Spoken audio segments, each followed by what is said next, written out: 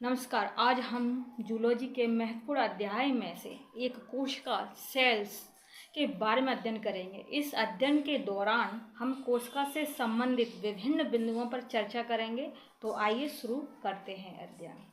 चलिए, कोशिका किसे कहते हैं, सबसे पहले इसके बारे में जानेंगे। देखिए, कोशिका सेल, इसको इंग्लिश में कहेंगे सेल, और कोशिका के बारे में जानेंगे। शरीर की सबसे छोटी रचनात्मक और कार्यात्मक इकाई होती है।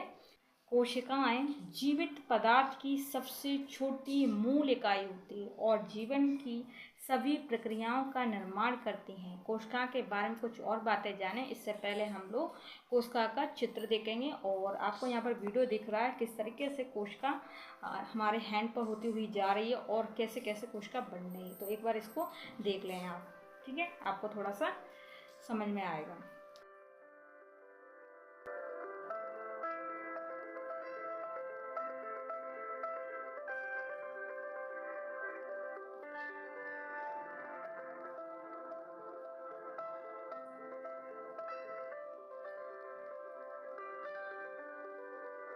दिख रहा है चित्र कोशिका का। तो सबसे पहले हम यहाँ पर जूम करेंगे। आपको बहुत सारे पार्ट्स दिख रहे हैं, बहुत सारे नाम लिखे दिख रहे हैं और इन नामों को हम लोग बारीकी से समझेंगे, ठीक है। तो आपको ये दिख रहा है, ये इसको हम लोग गोल्जी उपकरण बोलते हैं, गोल्जी बॉडी भी बोलते हैं इसका नाम, ठीक है। गोल्जी उपकरण और गोल्जी बॉडी एक ही बात है। और इसके बाद इधर आपको ये जो लाइनिंग दिखती है, ये घेरी होती है, इसको बोलते हैं प्लाज्मा, इसको बोलते हैं प्लाज्मा झिल्ली, ठीक है, प्लाज्मा झिल्ली। और इसमें छोटा सा ये दिख रहा है, इसको तारक केंद्र बोलेंगे। लाइसोसोम, इसको आत्मघाती थैली भी बोलते हैं, ठीक है।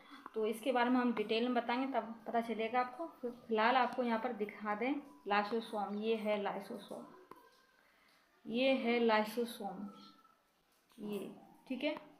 और अब आपको राइबोसोम दिख रहा है, राइबोसोम, इस तरीके से राइबोसोम होता है, इसको प्रोटीन फैक्ट्री भी बोलते हैं राइबोसोम, ठीक है। और माइटोकॉन्ड्रिया आपको दिख रही है, इस तरीके से होती है, आपने नाम सुना होगा। और खुरदरी, और इधर देखेंगे खुरदरी अंतर्द्रवी जालिका, इस तरीके से होती हैं। कोशिका द्रव, नाम से ही समझ में आ रहा है, द्रव पूरे में भरा है, ठीक है। इस तरीके से ये आपको ब्लू ब्लू दिख रहा है। जिस तरीके से हम लोग एक बाल्टी में पानी भर के धर देंगे, उसी प्रकार से कोशिका में ये पानी जैसा जेल पदार्थ भरा है, उसको हम कोशिका द्रव बोलेंगे, ठीक है। और अब यहाँ पर हम लोग देखेंगे कोशिका के जस्ट बीच में आपको दिख रहा है, इसको हम लोग क्या बोलेंगे, केंद्रक बोलेंगे। क्या बोलेंगे, केंद्रक, केंद्रक। अब देखते हैं इधर, ये जो दिख रही है आपको इस तरीके से, इसको गोल्जी उपकरण मैंने पहले बता दिया, या गोल्जी बॉडी बोल सकते हैं इसको।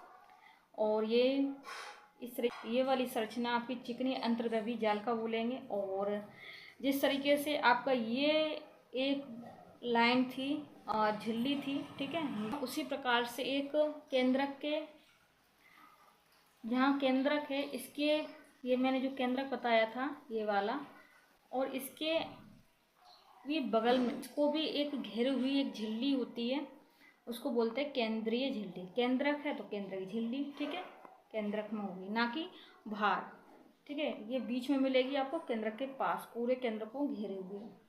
इस तरीके से आप समझ सकते हैं। और समझते हैं, देखिए कोशिका के बारे में और समझेंगे अच्छे से।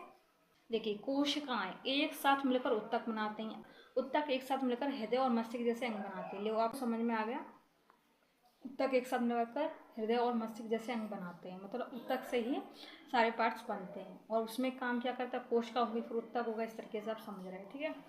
कोशिकाओं के अलग अलग कार्य होते हैं, जैसे भोजन से पोषक तत्व लेना, शरीर के लिए संरचना देना, या संक्रमण से लड़ना, ठीक है। अब जैसे कि आपके चेहरे पर कोई फुंसी वगैरह हुई तो उसमें कोशिका हम लोग फोड़ देते हैं, तो वहाँ पर कोशिका हमारी डैमेज हो जाती है, फिर नई वो सही हो जाती है, फिर उसे कोशिका सही कर देती है। इस तरीके से आप समझ रहे हैं, ठीक है।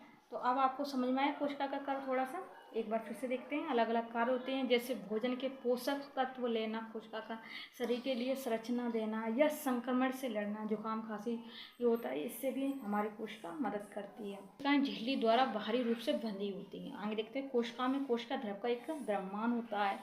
कोशिका एक या अधिक नाभिक और अन्य अंग होते हैं उसमें, ठीक है। जैसे मैंने नाभिक बताया, नाभिक केंद्र को ही बोलते हैं, ठीक है।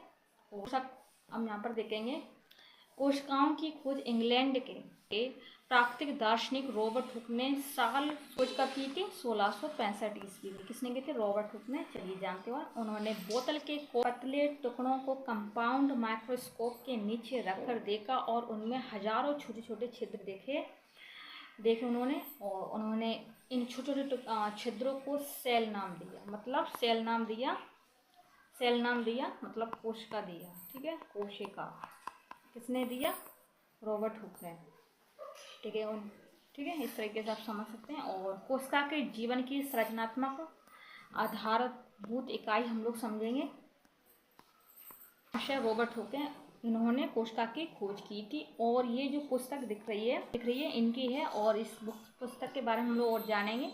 रॉबर्ट हुक ने 1665 में सर्वप्रथम मृत कोशिका को कोर्क में देखा, और उनके द्वारा लिखी गई पुस्तक है माइक्रोग्राफिया, ठीक है। माइक्रोग्राफिया पुस्तक है जो कि रॉबर्ट हुक ने लिखी है, ये है। 1674 में एंटोनी वॉन ल्यूवेनहॉफ ने सर्वप्रथम जीवित कोशिकाओं को देखा था, ठीक है। इनका पूरा नाम है ये। स्लाइडेन एवं स्वान नामक वैज्ञानिकों ने 1838 से 39 ईस्वी में कोशिका सिद्धांत का प्रतिपादन दिया था, या फिर बताया कि पादपों के शरीर सूक्ष्म कोशिकाओं के बने होते हैं। सन 1839 में प्राणी विज्ञान थियोडोर स्वान ने बताया कि जंतु का शरीर भी सूक्ष्म कोशिकाओं का बना होता है। इन दोनों जर्मन वैज्ञानिकों ने एक मत होकर कोशिका सिद्धांत दिया। चलिए, कोशिका सिद्धांत के अनुसार सभी जीवधारी एक या अन्य कोशिकाओं के बने होते हैं, अर्थात कोशिका जीवधारियों के शरीर की आधारभूत संरचना और क्रियात्मक इकाई है, ठीक है। कोशिका की आकृति हम लोग समझेंगे। पूरी दुनिया में विभिन्न प्रकार के जीव जंतु पाए जाते हैं। इन सभी की कोशिकाओं के आकार, आकृति और संख्या में विभिन्नता पाई जाती है। कोशिका की आधारीय आकृति गोलाकार होती है, ठीक है। कैसी होगी? गोलाकार होगी, जो कि मैंने अभी ऊपर दिखाया था। और सभी में भिन्न भिन्न प्रकार की कोशिका होती हैं, जो कि हम आगे आपको बताएंगे, ठीक है। किंतु विभिन्न प्रकार के कार्य करने हेतु अलग अलग जीवों की कोशिका आकृति में विविधता पाई जाती है, ठीक है। यहाँ तक कि एक पौधे या जंतु के शरीर के विभिन्न अंगों की कोशिका अलग अलग आकार की हो सकती हैं, जैसे कि हम अभी आपको बताएंगे प्रकार में, ठीक है। और अभी देख लेते हैं आकार। विभिन्न पौधे और जंतु कोशिकाओं के आकार में भी विविधता पाई जाती है। अधिकतर कोशिकाओं का आकार 6.5 से कितना हो जाएगा? 2.0 माइक्रोमीटर